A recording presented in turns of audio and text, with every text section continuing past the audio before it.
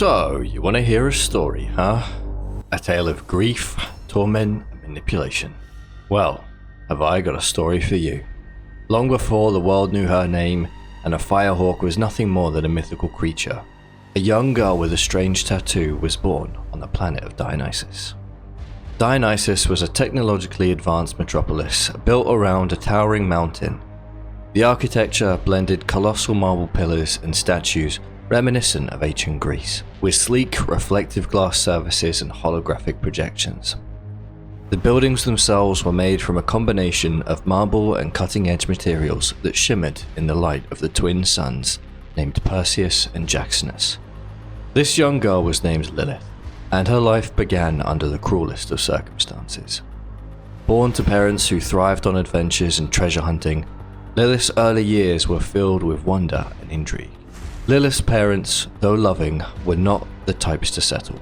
They were driven by a relentless thirst for discovery and need to conquer the unknown.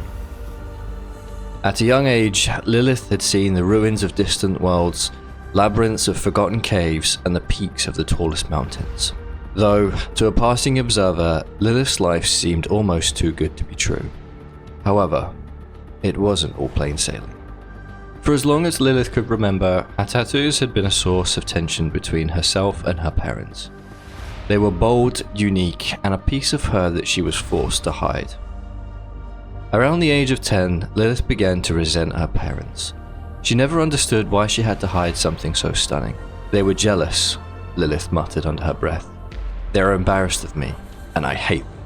One night, camped under the stars, Lilith confronted her parents. Why can't you just wear long sleeves like a normal girl? Her mother shrieked, lying about the true intentions for hiding her tattoos. You're too young to understand, her father grunted, as if his opinion was law. It didn't make sense to Lilith. She was proud of her tattoos. Yet every time she tried to show them off, she was met with the same harsh words. Lilith finally snapped. Why can't I just be myself? She yelled, the frustration pouring out as she ripped at the sleeves of her jacket, revealing her tattoos to the world. I'm not a little girl anymore, she shouted, feeling this sting of rebellion, the urge to stand her ground once and for all. But it was too late. The argument spiraled, and before she knew it, she ran out into the night, blinded by tears, leaving her parents behind. Lilith's breath became ragged gasps as she ran through the night, her feet pounding against the dirt path, her mind racing with the chaos of the argument. The cold air stung her skin, but she barely felt it, her heart pounding louder than the world around her. Her thoughts were a blur, anger, confusion, betrayal. She needed to escape, to be free of the suffocating control that had defined her life.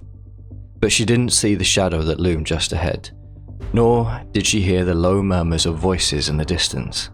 Out of nowhere, a rough hand shot out from the darkness, seizing her arm with a force that nearly yanked her off her feet. Before she could react, another figure emerged, blocking her escape. Panic surged within her, but it was too late. The bandits had surrounded her, their ragged clothes and menacing faces betraying their intentions. Look what we've got here, one of them sneered, his eyes flickering to the bright blue tattoos that gleamed under the moonlight. A little lost lamb with a lot of value. His grin widened as he spoke to his comrades. This one'll fetch a good price. Meanwhile, back at the camp, Lilith's parents' anger had slowly turned into worry as they realized Lilith was gone, and their hearts ached with guilt. They hadn't meant to hurt her. How could they? They only wanted to protect her, but now, with their daughter missing, all they could do was panic. Her father grabbed their bags and stomped out the fire. We need to find her. Now. Like a finely rehearsed dance, Lilith's parents packed and sprinted off in the direction they'd last seen their daughter, calling her name into the night with no sign of Lilith. Panic turned to desperation. After what felt like an eternity, they spotted a flicker of movement in the distance. There, just beyond the tree line, they saw a figure. Lilith, her jacket torn, her steps sluggish as she was dragged by a group of men. The sight tore through them, a sense of dread crashing over them like a wave. Lilith! Her mother cried, her voice breaking. Without a second thought, her father ran forwards, his hands shaking with adrenaline. "Let her go," he bellowed, his voice desperate, commanding. But the bandits just laughed, a cruel, knowing sound that made her parents' blood run cold. The bandits were armed, their weapons drawn as they turned to face her parents. "Stay out of this, old man," one of them snarled, pushing Lilith further back, his eyes flicking between the terrified parents. "You don't want to make this worse." But they couldn't stop. They couldn't stand by and do nothing.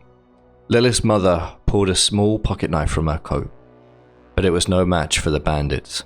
They charged, knocking her to the ground before turning to her father. In the chaos that followed, Lilith watched in horror, helpless as her parents fought for her. The sounds of struggle, grunts, shouts, and the sickening thud of fists and blows faded as a sharp, cruel silence descended upon them. Her father collapsed first, his body falling in a heap, and her mother screamed in agony as she tried to crawl towards him, only to be struck down as well. Lilith's heart shattered as she realized too late how much they had been willing to risk for her.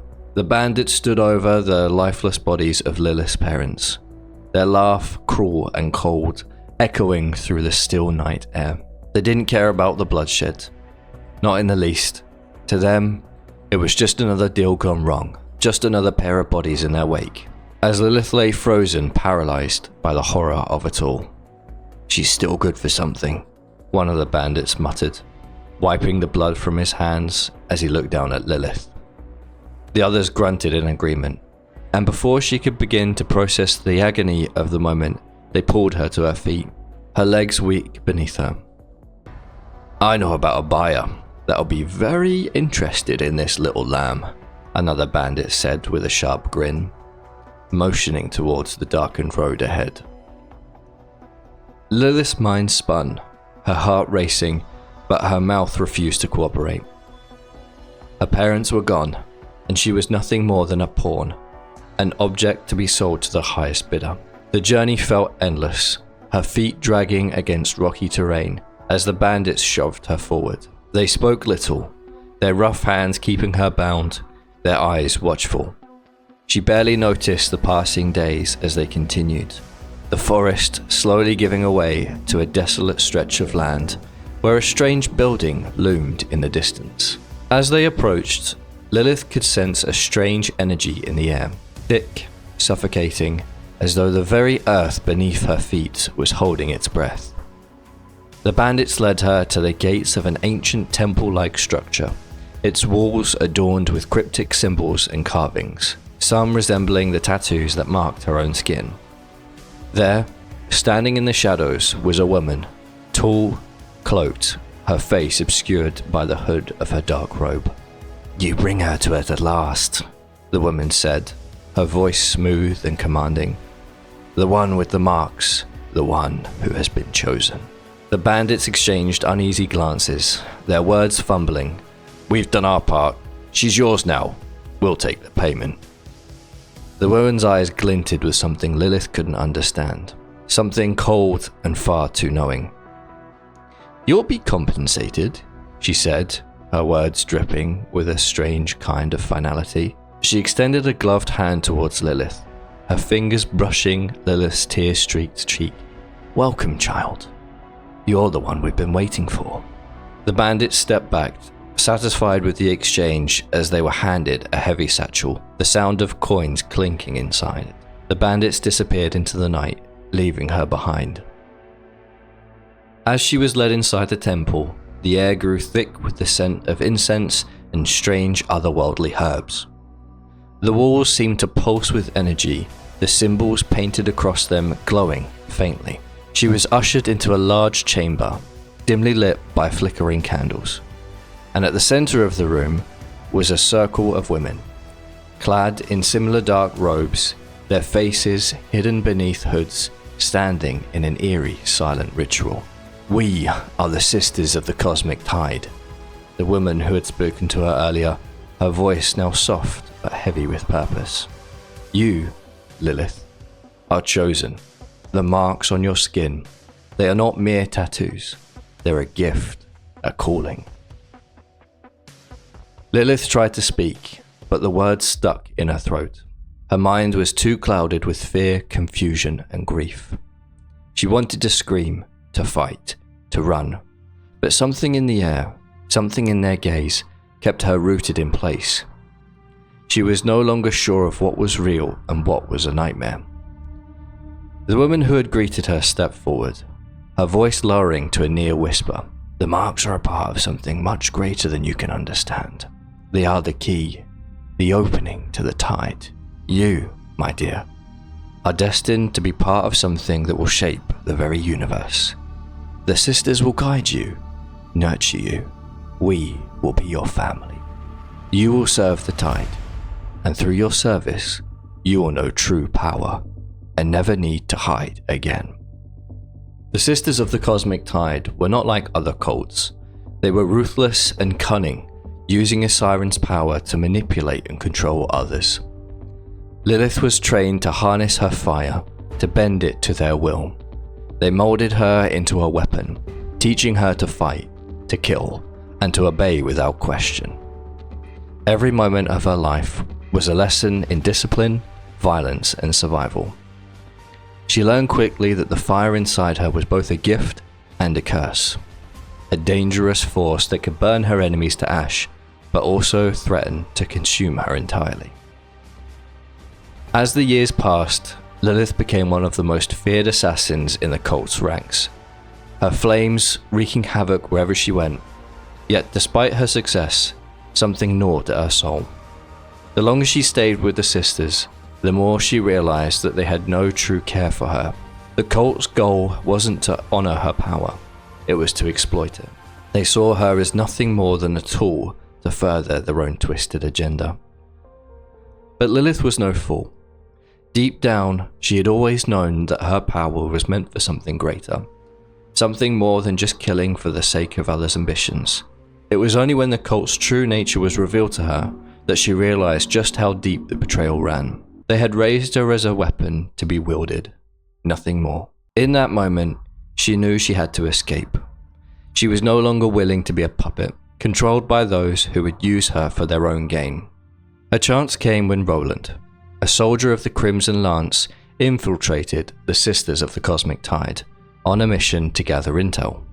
Roland had heard whispers of a powerful siren being held captive by the cult, and he knew if he could free her, he could in turn free himself from the oppression of the Crimson Lance.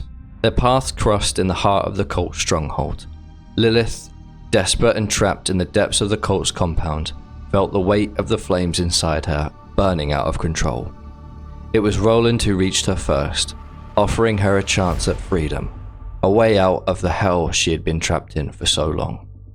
Together, they fought their way out of the compound, with Lilith's flames igniting the walls behind them, leaving nothing but ash in their wake.